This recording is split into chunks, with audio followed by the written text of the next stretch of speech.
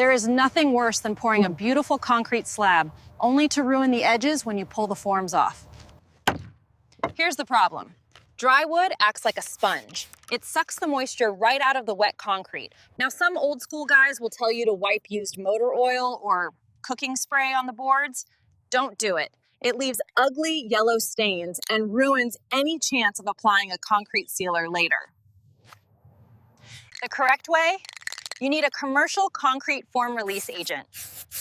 Just spray or brush a thin, even coat onto the inside of your forms right before pouring. It creates a chemical barrier, so when the concrete cures, the wood peels away like butter, leaving you with absolute razor-sharp edges.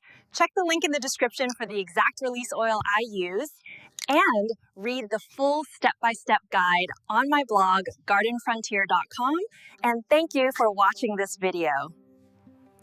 If you find it useful, share it with your friends.